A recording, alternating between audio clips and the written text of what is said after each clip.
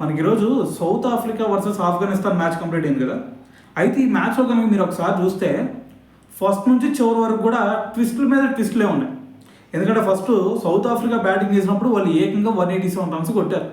మరి 187 రన్స్ అంటే మరి కొంచెం అటు ఇటు చేజ్ చేయొచ్చు. అయితే ఫస్ట్లోనే ఆఫ్ఘనిస్తాన్ బ్యాటింగ్ ఎలా ఉందో తెలుసా? వీళ్ళు ఫస్ట్లో 3 వికెట్స్ కోల్పోయారు. 3 వికెట్స్ కోల్పోగానే అందరూ ఏమనుకున్నారు, మ్యాచ్ మొత్తం కూడా ఆఫ్ఘనిస్తాన్ వైపు వచ్చింది అని చెప్పేసి అందరూ అనుకున్నారు.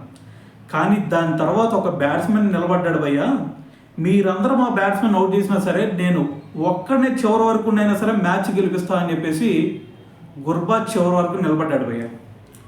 ఏకంగా 84 రన్స్ కొట్టాడు. సో గుర్బాజ్ ఎప్పుడైతే గ్రీజ్లో ఉన్నాడో అప్పటి వరకు ప్రతి ఒక్కరు కూడా ఈ మ్యాచ్ ఆఫ్ఘనిస్తాన్ దేరా అని చెప్పేసి ఫిక్స్ అయిపోయారు. కానీ దాని తర్వాత ఎప్పుడైతే గుర్బాజ్ అవుట్ అయిపోయాడో సో దాని తర్వాత సిచ్యువేషన్ చూస్తే మొత్తం కూడా సౌత్ ఆఫ్రికా వైపు టర్న్ అయిపోయింది. సో మరి ఎప్పుడైతే గుర్బాజ్ అవుట్ అయ్యాడో దాని తర్వాత కొంచెం ఒమర్జాయ్ వచ్చి ఒక 23 రన్స్, దాని తర్వాత రషీద్ ఖాన్ వచ్చి ఒక 20 రన్స్ కొట్టి కొంచెం ప్రాణం పోసారు. సో ఎప్పుడైతే మరి ఒమర్జాయ్ దాని తర్వాత రషీద్ ఖాన్ అవుట్ అయ్యారో దాని తర్వాత మళ్ళీ టర్న్ అయిపోయింది సౌత్ ఆఫ్రికా వైపు. సో మరి ఎప్పుడైతే వీళ్ళిద్దరు అవుట్ అయ్యారో దాని తర్వాత చివర్లో వచ్చాడు భయ్య నూర్ అహ్మద్, ఒక 2 సిక్స్లు కొట్టాడు. దాంతో మ్యాచ్ మొత్తం కూడా మళ్ళీ ఆఫ్ఘనిస్తాన్ వైపు టర్న్ అయిపోయింది. సో ఇక్కడ చూడండి ట్విస్టుల మీద ట్విస్టులు. సో ఈ విధంగా సో మరి చివర్లో చూసుకుంటే 3 బాల్స్కి 2 రన్స్ కొట్టారు. సో అటువంటి సిచ్యువేషన్లో ఎవరైనా సరే ఏమనుకుంటారు, ఖచ్చితంగా ఆఫ్ఘనిస్తాన్ గెలుస్తుందని చెప్పేసి అందరూ అనుకుంటారు కదా. కానీ మరి ఇంకా వాళ్ళకి 3 బాల్స్ ఉండగా 2 రన్సే కావాల్సి వచ్చినప్పుడు డీప్ ఎక్స్ట్రా ఓవర్స్ మీద నూర్ అహ్మద్ ఒక షాట్ కొట్టాడు. సో దానికి 2D తిరిగారు సింగిల్ వచ్చే రన్. సో దాంతో రన్అట్ అవ్వడం జరిగింది. సో మ్యాచ్ చూస్తే 187 రన్స్కి 187 మ్యాచ్ టై అయిపోయింది. సో దాని తర్వాత భయ్య సూపర్ ఓవర్ పడింది, ఫస్ట్ సూపర్ ఓవర్.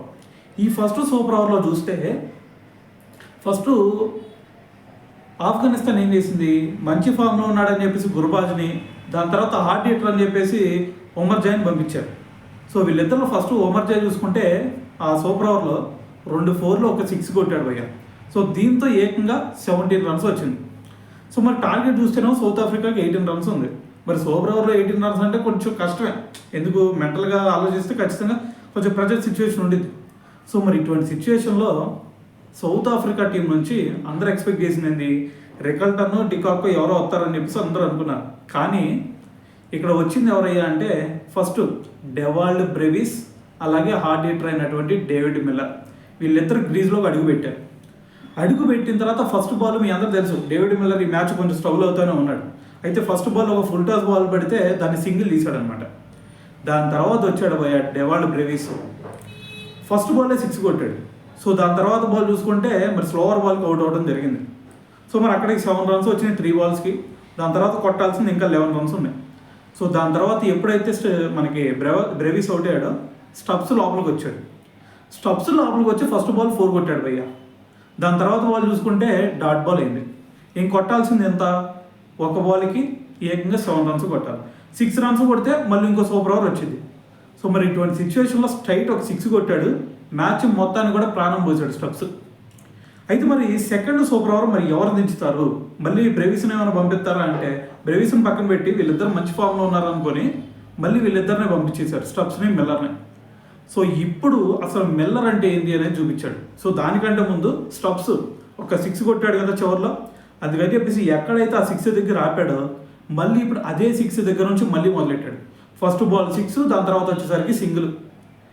మరి ఫస్ట్ సూపర్ ఓవర్లో చూసుకుంటే డేవిడ్ మిల్లర్ కొంచెం స్ట్రగుల్ అయ్యాడు కదా సింగిల్ తీస్తా. కానీ ఇక్కడ చూసుకుంటే అసలు డేవిడ్ మిల్లర్ కనుక విజృంభిస్తే ఏ విధంగా ఉండిద్ది అనేది నిన్న చూపించాడు, ఈరోజు చేసి చూపించాడు భయ్య ఈ సెకండ్ సూపర్ ఓవర్లో. ఎందుకంటే వరుసగా 2 6లు కొట్టాడు, దాంతో మ్యాచ్ స్వరూపం మొత్తం కూడా చేంజ్ అయిపోయింది.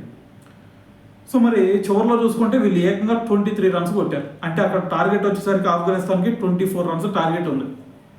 మరి 24 రన్స్ టార్గెట్ అంటే ఎందుకో మార్కం ఒక ఛాన్స్ తీసుకుందాం అనుకున్నాడేమో.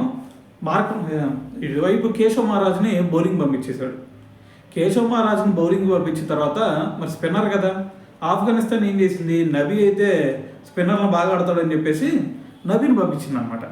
నబీ ఏం చేశాడు మరి, కొంచెం ఎక్స్పీరియన్స్ ఉన్నటువంటి బ్యాట్స్మెన్ కాబట్టి ఏదో చేసేస్తాడు అని చెప్పేసి అందరూ అనుకున్నారు. కానీ నబీ చూసుకుంటే ముందు మ్యాచ్లోనే అతను దారుణంగా స్ట్రగుల్ అయ్యాడు. కానీ మరి ఇక్కడ చూసుకుంటే సేమ్ అదే రిపీట్ చేశాడు అనమాట. First ball dot ball, second ball వచ్చేసరికి అవుట్. సో మరి దాని తర్వాత రామన్లో గుర్బాజ్ వచ్చాడు. గుర్బాజ్ వచ్చి ఏం చేశాడు, మ్యాచ్ మొత్తం చేతిలో అయిపోయింది కదా, ఇక ఏదైతే అదైంది, పోయేది లేదు ఉండేది లేదు, ఇక నా ఫుల్ హార్ట్ ఈటింగ్ ఎలా ఉండిద్ది అనేది చూపించాలని చెప్పేసి ఫిక్స్ అయిపోయాడు భయ్య.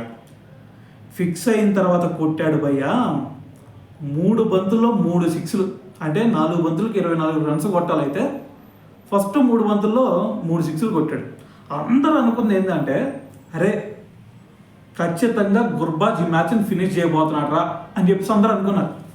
కానీ లాస్ట్ బాల్ 6 రన్స్ కొట్టాలని అన్నప్పుడు ఒక వైడ్ వేసాడు భయ్య కేశవ్ మహారాజు.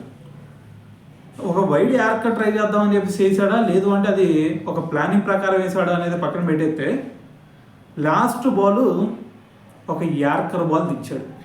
అయిపోయింది మ్యాచ్.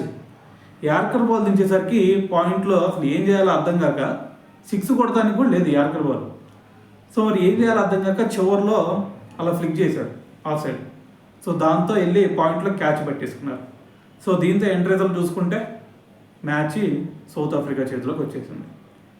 సో మరి ఈరోజు చూస్తే నూర్ అహ్మద్ అక్కడ సింగిల్ రన్ కనుక తీసినట్టయితే మ్యాచ్ స్వరూపం మొత్తం కూడా చేంజ్ అయిపోయి ఉండేది.